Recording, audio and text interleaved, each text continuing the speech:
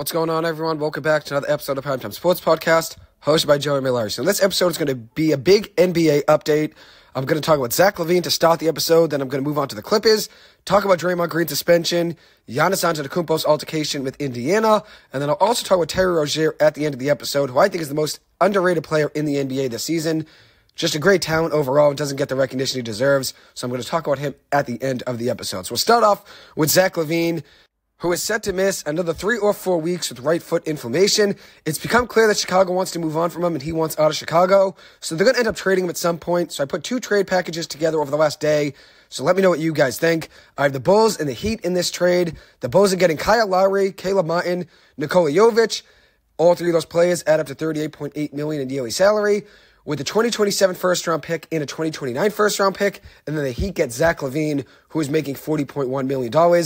In this trade, the Heat are really gearing up offensively. Having Zach LaVine, Jimmy Butler, Bam Adebayo, Tyler Hero would be a tough offense to cover. As for what the Bulls are getting in return, 2 first-round picks, a young player in Nikola Jovic, a solid player in Caleb Martin, and then also Kyle Lowry just as a guy to fill the salary here in the trade to make it work. The other trade proposal I made was with the Warriors. The Bulls would be getting Klay Thompson, Moses Moody, a first-round pick in 2026, and a first-round pick in 2028.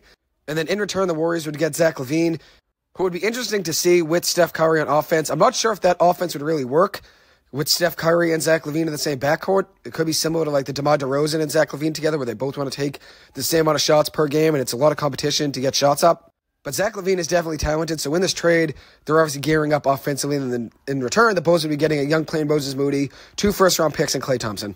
So next up, I'm going to move on and talk about the Clippers, who are rising up the ranks of the NBA, now 14-10 overall on the season, and 11-3 in the last 14 games, 6 wins in a row for the Clippers. They are red hot heading into tonight's game against the New York Knicks. Can't believe that everybody tried to write this Clippers team off after a slow start to the James Harden era. They were 0-5 with Harden on the court, 0-6 since the Harden trade went down in the first 6 games. And now they're playing the best basketball in the West. 6 wins in a row, and they've had everyone fully healthy except one game Paul George missed a couple nights ago against Golden State now. But they've beaten a lot of good teams over the stretch. Golden State twice, which they're not having as great of a start of the season as you'd expect, but still obviously a talented team and have given the Clippers trouble in the past. They've beaten Dallas, who's had a great start to the season, the Nuggets, who are the reigning champs, and the Sacramento Kings twice. This 6-game stretch for the Clippers was not easy at all. That's not an easy 6 games. 2 versus Golden State, 2 versus Sacramento, against Dallas, and against the Nuggets. That's not an easy 6-game stretch. Not an easy 6-game stretch at all. But the Clippers found a way to win 6 in a row there. And that's why I said they're playing the best basketball in the West right now. Before that game against Golden State a couple nights ago now on Thursday night, Kawhi, Leonard, and Paul George did not miss a game the entire season, which completely shut down the load management and injury narratives around these 2 guys that have been around them their entire careers. Paul George did miss Thursday night's game with a sore hip. We'll see if he plays in tonight's game. I expect him to miss that game on Thursday night, considering the Clippers won 5 in a row heading into that game on Thursday. They were in great momentum. It's not like we were desperate for a win at the end of the season. We needed everybody to play to try to make the playoffs. They weren't going to push with Paul George, considering it's so early in the season. So I understood why they sat him. I think they'll probably sit him again tonight, would be my guess. We'll see what happens there. But I'd always love to see Paul George play. Obviously, I want him on the court. But at the same time, I don't want to see the Clippers push him through an injury and have him miss an extended period of time because he played through an injury. That wouldn't make much sense, especially this early in the season. But we'll see what happens. I mean, I think the Clippers can beat the Knicks even without Paul George in the lineup. With that being said, the Knicks are coming off a huge win from last night over the Phoenix Suns. 50 points from Jalen Brunson. He was 9 for 9 from 3, which is just ridiculous of a stat. 9 for 9 from 3 in that game. They won 139-122 over the Phoenix Suns. They outscored Phoenix 42-23 in the fourth quarter. Jalen Brunson, 50 points, 6 rebounds, 9 assists, 5 steals, 17-23 from the floor, and 9 of 9 from the three-point line. As for the Suns, they are now 0-2 in the Big 3 era with all 3 of the guys playing in the lineup. They've lost 2 straight now with Booker, Durant, and Bradley Beal all in the lineup. Bradley Beal only played 4 minutes last night before getting hurt. He was 2 for 2 from the floor, though, before going down. He had 6 points and an assist. Devin Booker had a good game, 28 points, 9 assists, and 2 rebounds. Was not great shooting the ball, though, 11 of 26. Kevin Durant, 29 points, 3 rebounds, 6 assists, 10 of 21 from the floor, 4 of 9 from 3. Tough night for Phoenix, though. Now they are 0-2 in the era of their Big 3. But at the same time, it's going to take some time for them to gel. Now with Bradley Beal getting hurt, we'll see how long he is out for if he were to miss more games. That obviously would be a big hit to their offense. But If you look at that team, though, it's going to take time for them to gel, especially offensively. I mean, they have three guys that can shoot the ball and score. Bradley Beal probably ends up being the third option on that team. He's probably the first or second options on most teams in the NBA, even if he's struggled to stay healthy over the last 2 or 3 years. But that team's going to take some time to gel, just like the Clippers did. I thought the Knicks would win that game last night for one reason. The Knicks played the Clippers at the beginning of the James Harden era when the Clippers didn't have chemistry, and they beat them. Last night, the Knicks were underdogs against the big three for the Phoenix Suns, all healthy, and I thought the Knicks would win that game because they're good defensively, and they find ways to win games. They're 14-10 on the season. Even with Mitchell Robinson out, they've got stepping up, and like you saw, Jalen Brunson, 50 points and 99 from three. I mean, that's just a ridiculous night. So I didn't mean to go off on a tangent there, but as I said, the Knicks did have a big win last night, so it's a back-to-back for them. The Clippers did have a game on Thursday night and then an off night on Friday, so hopefully they're well-rested for tonight's game. We'll see if Paul George plays. I'm hoping he does, but if he doesn't, that means more minutes for Amir Coffey, and I'm hoping Bones Highland gets more minutes at some point.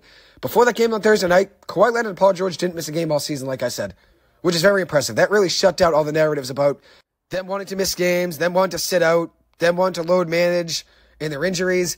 That shut down all those narratives. Both of those guys have played in every single back-to-back this season. Every single one of them.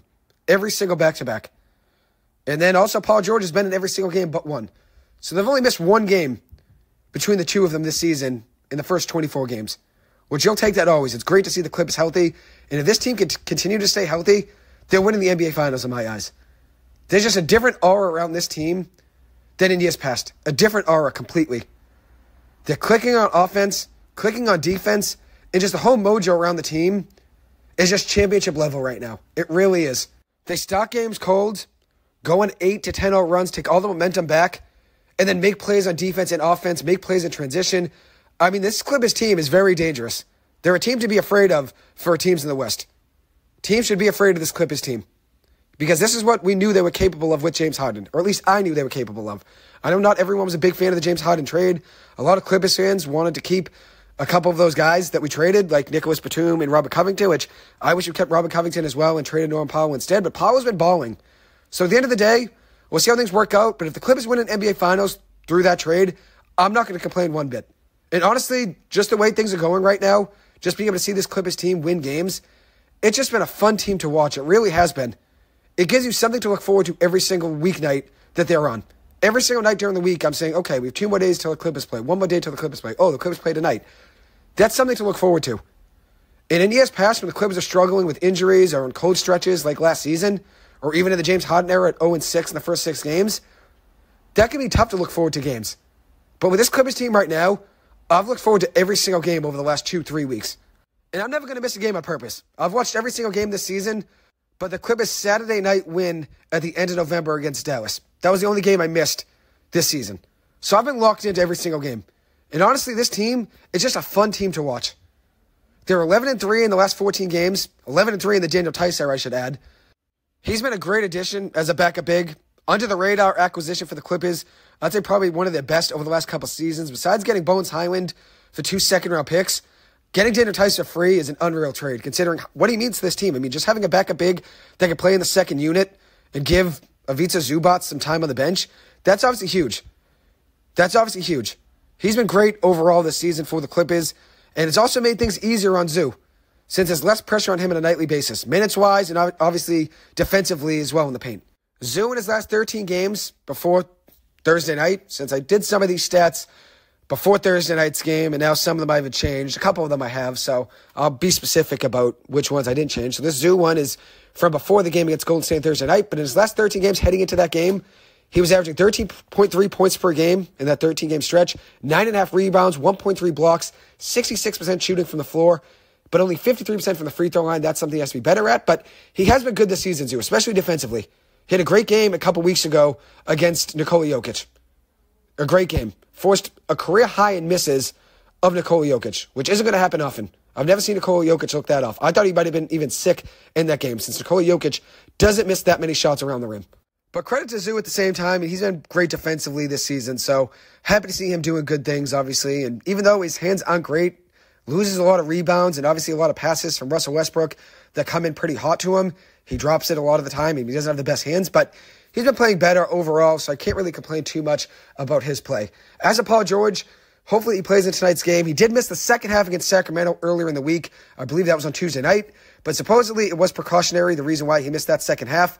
It was a blowout game, and there was no need to play through a sore groin, especially in a back-to-back. I'd imagine he probably even sits out tonight as well, just to play it safe. That would be a second game missed in a row. The Clippers have been winning games, 11-3 in the last 14 matches. There's no urgency since there is so much season left, and they've already turned things around.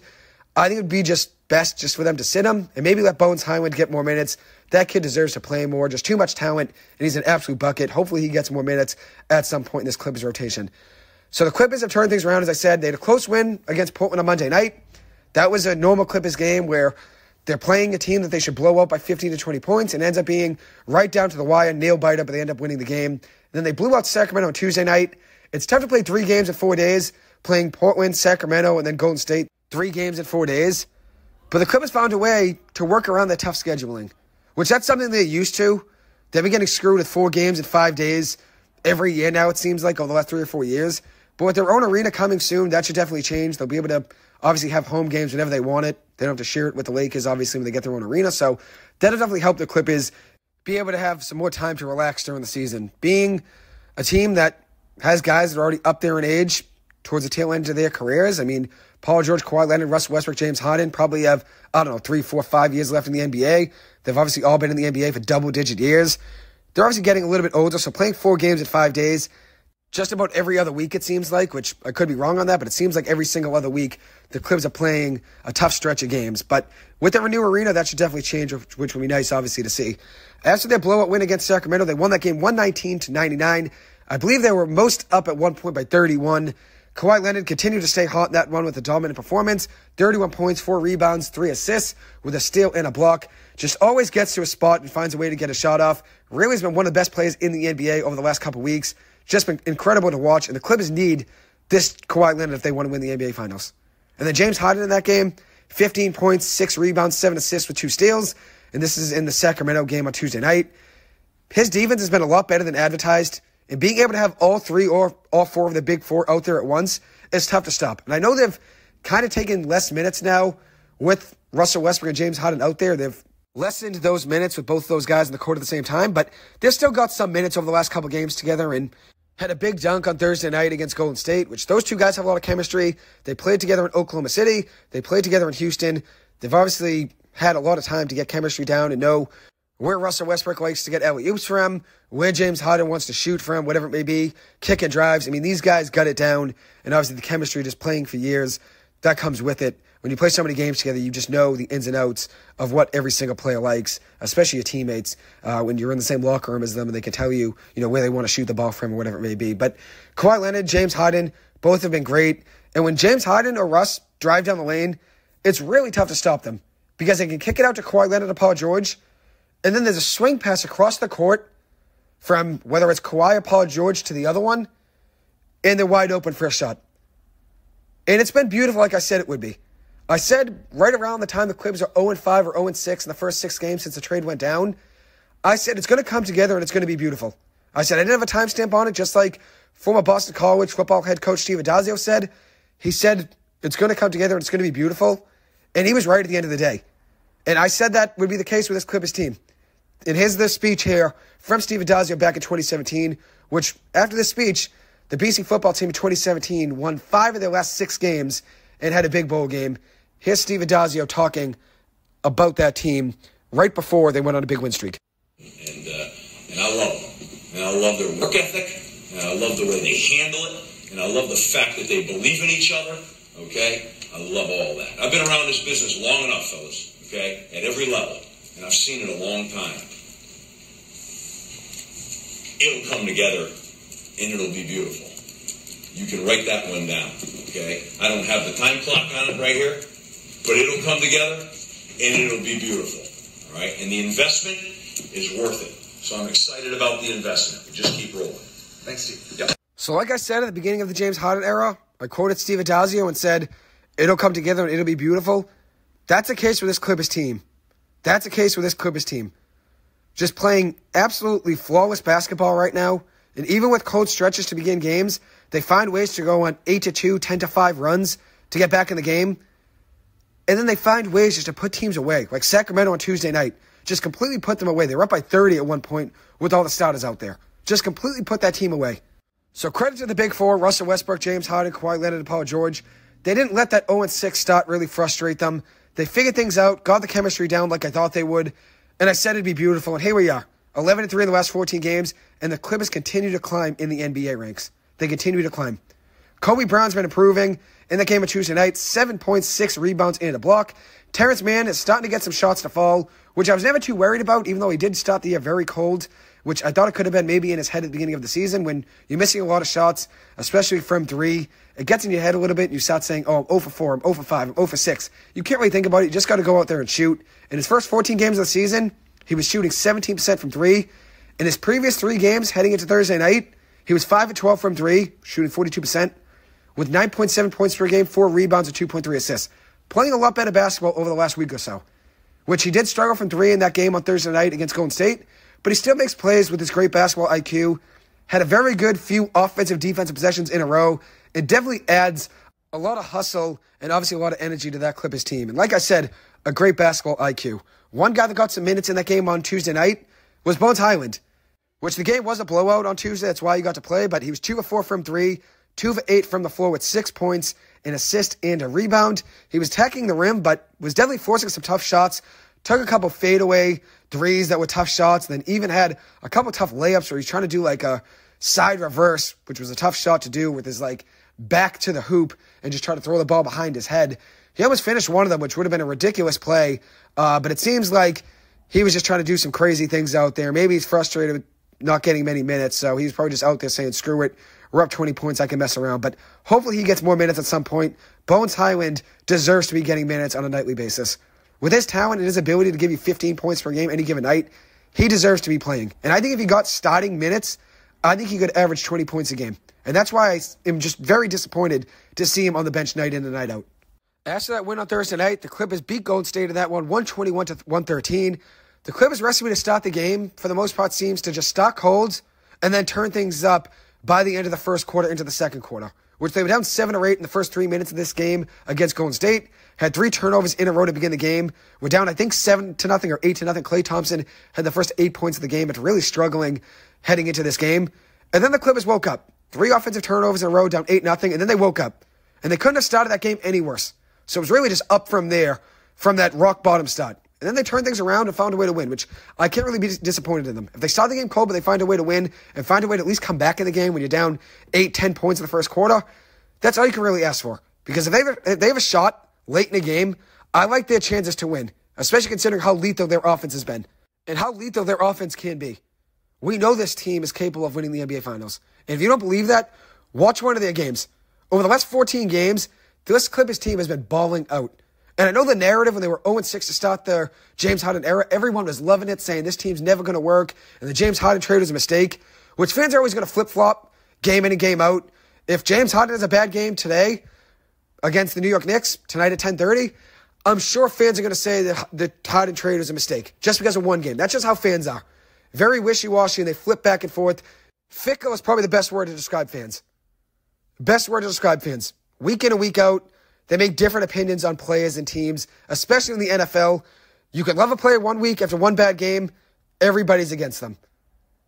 And that's just the way it is, obviously, in basketball and sports in general. So if James Harden would have a bad game tonight, I'm sure people would start saying the trade was a mistake. But that's not the case. I still believe this Clippers team like I did when they were 0-6. And now with them being 11-3, it's a lot easier to say you believe in them. But I believed in them even back then. I knew they'd figure things out. There was too much talent on that Clippers team to struggle and continue to lose games. 0-6 wasn't the whole season. It wasn't like they were 3-15 in the first 18 games with James Harden. That wasn't the case. And now you see what this team was capable of when they were struggling. When they finally put chemistry and everything together and figured out the rotations, this is what this team's capable of. Beating teams like Denver, Golden State, Sacramento, and Dallas on a nightly basis. And this is obviously the beginning of the season. There's still a long way to go. But this Clippers team right now, watch out for them. I still believe they're going to win the NBA Finals. I really do. James Harden in that game on Thursday night, 28 points, 7 rebounds, 15 assists, 5 of 6 shooting from 3, a steal and 4 blocks. His best game for the Clippers.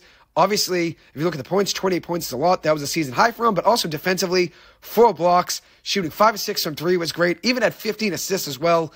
His playmaking has been great in this offense, and he's been much better on defense than ever talked about him. He's not getting the recognition he deserves on the defensive end right now. Getting his hands in passing lanes, getting steals, 4 blocks is very impressive. He's obviously hustling, and when you have guys like Kawhi Leonard, Russell Westbrook, Paul George that play hard possession after possession around you, it makes you a better player. It makes you play harder, and obviously you see that with James Harden right now. And in that game on Thursday night, he found Russell Westbrook for a great highlight dunk, which was reminiscent of their Houston days together. Great highlight reel dunk where James Harden drove down the lane, lobbed it right over the rim to Russell Westbrook, who was driving from the baseline. Ends up being a great highlight reel dunk. And that game on Thursday night was the exact reason that the Clippers traded for James Harden. Because if there's ever a dull stretch on offense, like you're down 8-0 to start the game, or if someone gets hurt and Paul George misses the game like he did on Thursday night, James Harden creates offense, and he opens up looks for the guys around him. 15 assists, and he also had 28 points, 4 blocks. I mean, that was an unreal night for James Harden. And that game was also the reason that I didn't panic after the Harden era started off on a wrong note. It started off, obviously, slow. Because it was so early in the season, though, I wasn't that worried. They needed just to find their chemistry. And like I said, there was too much talent on that team to not figure things out. After the game, James Harden had a great quote, and he said this: "You don't get this far without putting the work in. Until the day I retire, every single day I'm putting the work in," which I love to see. And like James Harden said at the beginning of the era with the Clippers, he said he wasn't in game shape yet. In the first 3-4 games, he was really just ramping things up and getting back to getting a feel for the game and the speed. And now you see what James Harden's capable of on any given night. He's capable of this on any given night. And even if he has a bad game, I know fans are going to say the trade was a mistake if he has one bad game, like if he were to against a good New York Knicks defensive team tonight, which the Knicks did beat the Clippers at the beginning of the James Harden era. But it's obviously a different Clippers team right now than they were in the second or third game of the era since the trade. But if James Harden were to have a bad game, I know people are going to flip on him, but James Harden has looked really good right now. He's a big reason this team is 11-3 in the last 14 games. And I couldn't be any happier. I really couldn't. Kawhi Leonard in that game on Thursday night, 9 of 16 from the floor, 2 of 4 from 3, 27 points, 8 rebounds, 2 assists, a block, and a steal. He's back to the Kawhi Leonard we knew he could be. He's been absolutely dominant on both ends. And if the Clippers want to win the NBA Finals, this is the Kawhi Leonard they have to have. Kawhi Leonard has to be the best player on the Clippers every single night if they want to win the NBA Finals. They need this every single night from Kawhi Leonard. And he's been a completely different player over the last couple weeks than he was in the first 8-10 games of the season. So in that game against Golden State, Amir Coffey got the start with Paul George missing the game, and honestly, he earned himself more minutes in the rotation. People forget he averaged 13 points a game and 30 starts 2 years ago.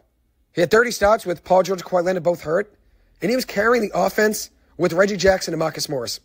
Reggie Jackson, Marcus Morris, Robert Covington, Amir Coffey, they carry that offense over that 30 or 40 game stretch that Kawhi Leonard and Paul George were out a couple years ago.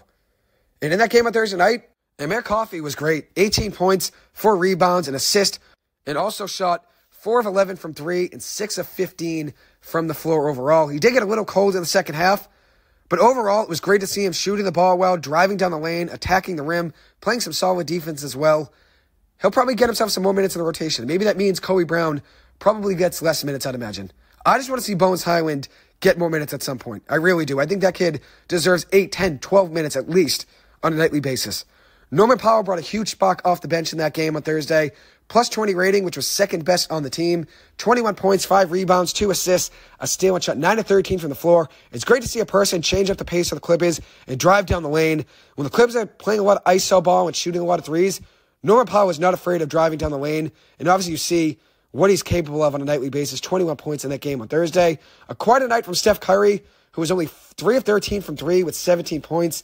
Klay Thompson had his best game of the season, probably 30 points, 8 of 12 from 3, 5 assists, and 2 steals. Of course, guys wake up against the Clippers just like Julius Randle did earlier this season. It's not really a surprise as a Clippers fan.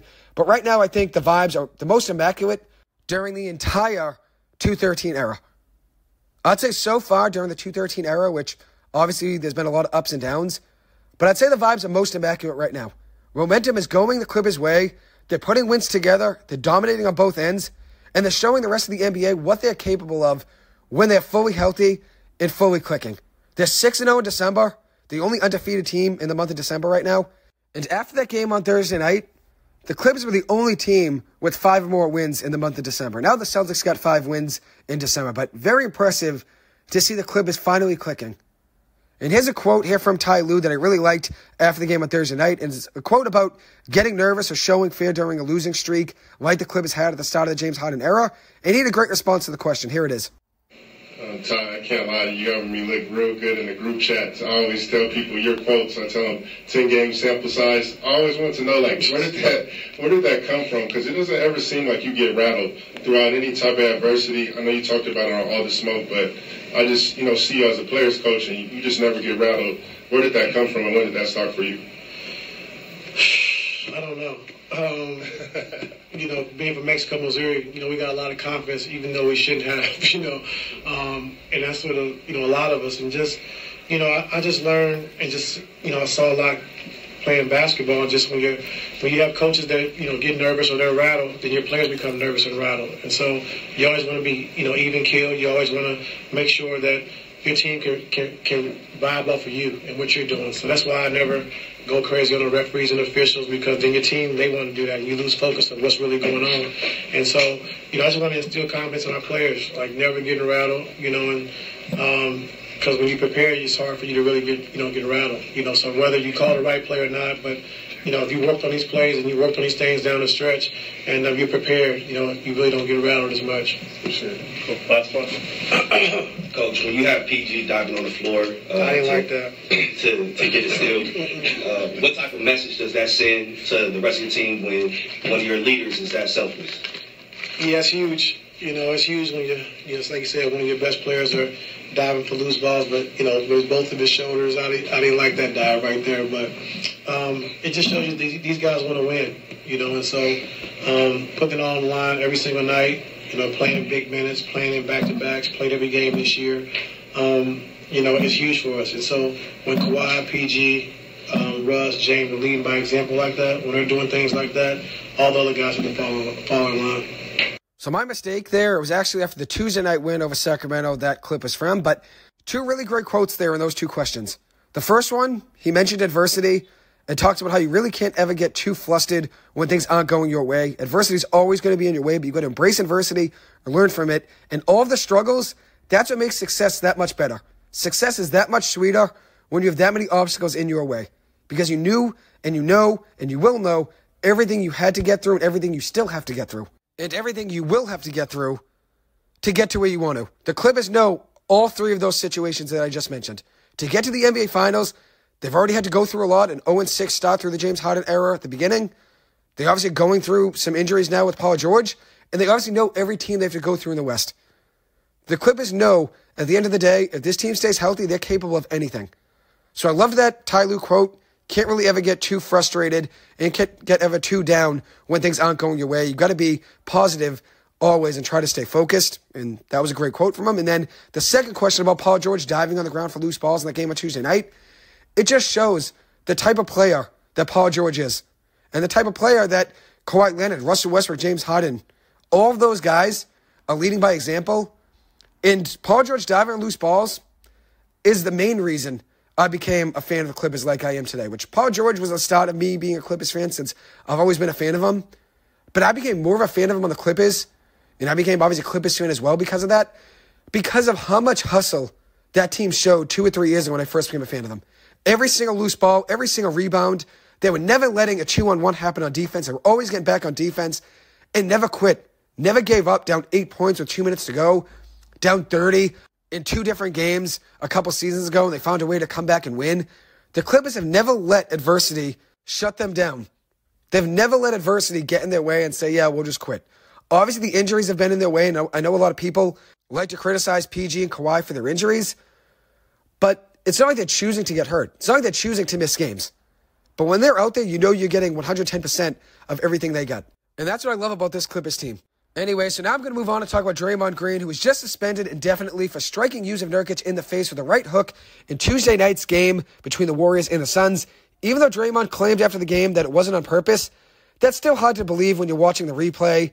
And it only took 5 games after returning from his first suspension of the season to get in trouble again.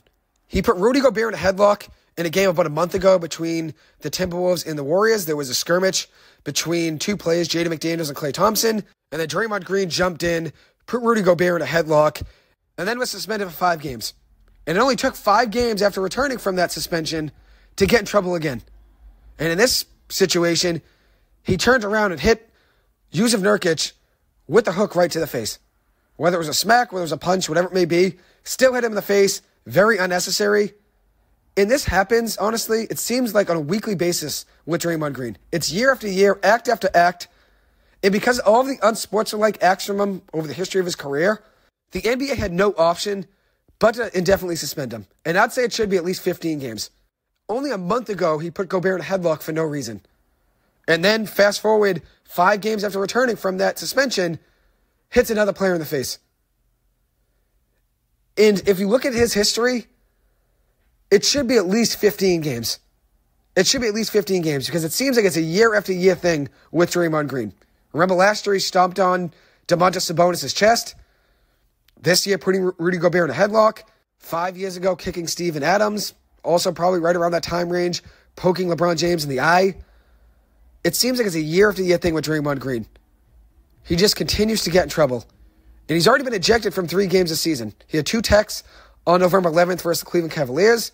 Then he put Gobert in a headlock a week or 2 after that. And then just about 4 or 5 days ago now, hit Nurkic in the face and was ejected from that game with a flagrant 2 foul.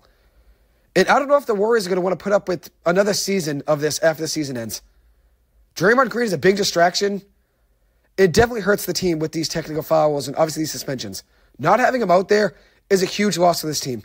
He's a key piece for that squad and obviously a very talented player. I mean, he's a key glue guy for that Warriors team. But he's also been a big distraction with everything that comes with him, from hitting guys to kicking guys to putting Gobert in a headlock. Draymond Green has just been acting erratically. And obviously it's been a problem for this Warriors team. And I don't think they're going to put up with it for much longer. I think this Warriors big 3 of Draymond Green, Steph Curry, and Klay Thompson is ending rather soon. I'd say this season is the last time all 3 of these guys are together. I think Klay Thompson even has a chance of getting traded this season. And then Draymond Green, maybe after this year ends, the Warriors would trade him or something. I mean, I know he just signed an extension, I believe, this past offseason, but you can always move him. So now I'm going to move on and talk about another situation. That was Giannis Antetokounmpo's altercation with the Indiana Pacers. On Wednesday night, he had 64 points off 20 of 28 shooting, 24 of 32 at the free throw line, 14 rebounds, 3 assists, 4 steals, and a block. A generational performance, a franchise high in points, one of the most dominant performances over the last 2 to 3 years in the NBA. He wanted the game ball after the game was over, but the Indiana Pacers gave that ball to their rookie, Oscar Tshiebwe, a rookie out of the University of Kentucky, who scored his first career bucket, which he was a great player in college basketball. I was a big fan of him for the Wildcats, and he scored his first bucket in the NBA. The Pacers wanted to give him the ball. Giannis wanted that game ball because it was a career high in points and obviously a franchise record in points as well. Didn't end up getting it after the game was over, and he was visibly upset. And he charged into the Pacers locker room, got in the face of Tyrese Halliburton, had to be restrained even a little bit by some of his teammates and people that worked for the Milwaukee Bucks. And Giannis after the game said he did get a ball, but it did not feel like the game ball, which we'll see how these teams act toward each other when they play in a few weeks. They do match up again, I believe, at the beginning of January or maybe the end of December, so that'll be a matchup to watch. But how I feel about the situation, I mean, both ways. You could see giving Tshiebwe the first basket of his career. I understand him getting a game ball, but then I understand it from Giannis' perspective as well. So it's hard to really pick a side. Could Giannis have acted differently, though? Definitely. He could have been a little bit more mature about it, maybe not caused a whole entire scene and didn't try to start a fight and wasn't in the face of Tyrese Halliburton. He could have acted a little bit more mature, I think. Obviously, it's a frustrating situation. You want the game ball since you just had a career high in points, and I'd probably side with Giannis getting that game ball. But at the same time, Giannis is probably going to have another 64-point game in his career, which you can't always guarantee that, but he's probably going to have another 64-point game in his career. So I understand why Oscar Tshiebwe getting that game ball made sense from the Indiana Pacers as well. So now I'm going to move on and close out the episode talking about the most underrated player in the NBA, and that is Terry Rozier, whose role has increased with LaMelo Ball's absence in Charlotte. I think Terry's honestly the better player, but I know a lot of people would disagree with me on that. I think LaMelo's a good player, don't get me wrong, but having Ball as a last name in his high school days made him overhyped in my opinion. I think LaMelo Ball is overrated. A good player, but I think Terry Rozier, for the lesser price and what you get on a nightly basis, especially when LaMelo Ball isn't in the lineup, you're getting a lot out of Terry Rozier on a nightly basis. Since LaMelo has been out of the lineup, Rozier's averaging 26.1 points per game, 3.5 rebounds, 8.9 assists, 1.6 steals, 0.4 blocks, and he's also averaging just about 4 3-pointers made per night, shooting 48% from 3 with LaMelo Ball out of the lineup. And over that stretch of the last 8 games, he's the Hornets' leader in points, assists, steals, and 3-pointers made. And credit to StatMuse for that stat there. Terry plays until the last whistle on a nightly basis, and his hustle is A1. He never quits. He never gives up. He doesn't give up. And he's a fourth-quarter player. Heading into last night, he was averaging 8.8 points per game in the fourth quarter, which was tied for third most in the NBA. Over the last 2 weeks, heading into last night, he was averaging 10.7 points per game in the fourth quarter, which was third best in the NBA, behind De'Aaron Fox and Giannis Antetokounmpo. And that was heading into last night's game. A game that he scored 30 points and really turned things up in the second half, as he always does. And I really like this Hornets lineup a lot. Even though they're struggling record-wise, they do have some talent. Gordon Hayward, in his last 6 games heading into last night, was averaging 21.2 points per game, 4.3 rebounds, 5.2 assists, 1.2 steals, and shooting 46% from 3. He's still a good player. I still like Gordon Hayward. And I know a lot of people get on me for being a Clippers fan. Even though I grew up a Celtics fan, I'm not a Celtics fan anymore, which I root for them for my family's sake and my friends' sake, but I'm not a Celtics fan anymore. I'm a Clippers fan, number one. There's no other team that comes close in the NBA. But I still root for a lot of ex-Celtics, which just proves at one point I was a big Celtics fan. I was.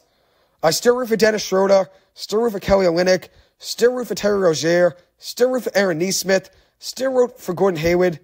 I still root for all of those ex-Celtics. Romeo Langford as well, even though never really panned out to be the player that I thought he would be, but I still root for all of those ex-Celtics because at one point I was a big Celtics fan.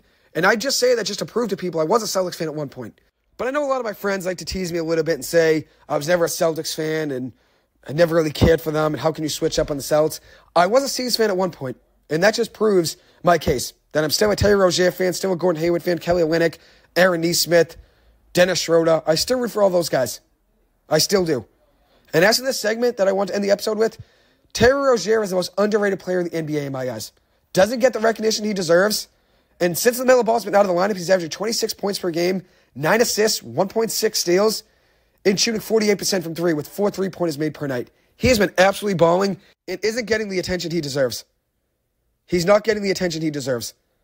And like I mentioned already at the beginning of this segment, I think LaMelo Ball is a good player, but I think LaMelo Ball is an overrated player at the same time. Because of his high school days, the Ball last name, growing up with his 2 brothers playing at high school together, a big name around him. I thought he was a little bit overhyped coming into the NBA. Proved me wrong right away in the NBA, was making plays before getting hurt, which injuries have been a problem for LaMelo Ball. He's a talented player, don't get me wrong. Still a good talent and a good player. But I like Terry Rozier more, and I think Terry Rozier honestly is the better player overall. I do. Even though LaMelo Ball probably has the better chance of giving you a double-double on a nightly basis, what Terry Rozier can give you on the defensive end and the hustle he brings, Terry Rozier is more my type of player. He wakes up in the fourth quarter, and that's when he turns things up. And LaMelo Ball has been good in the fourth quarter this season in the games he played, so I'm not trying to take that back from LaMelo. I'm not trying to discredit LaMelo for playing well in the fourth quarter. But I think Terry Rozier is the most underrated player in the NBA right now. I really do. And since LaMelo Ball is overrated in my eyes, even though, as I said, he is a good player and has talent, I think Terry Rozier is the better player. That's just the way I feel. Maybe that's an overreaction. Maybe that's a little bit biased, which I'll be honest, it's a little biased because I'm a big Terry Rozier fan. I've been a fan of him since the Celtics days, but Terry Rozier is proving to you right now that he's an absolute baller. It definitely deserves more recognition than he's getting. Anyways, that'll wrap up this episode. Thank you guys so much for taking the time to listen to this. As always, I appreciate it. I hope you guys have a good one, and I'll see you guys in the next episode. Thank you.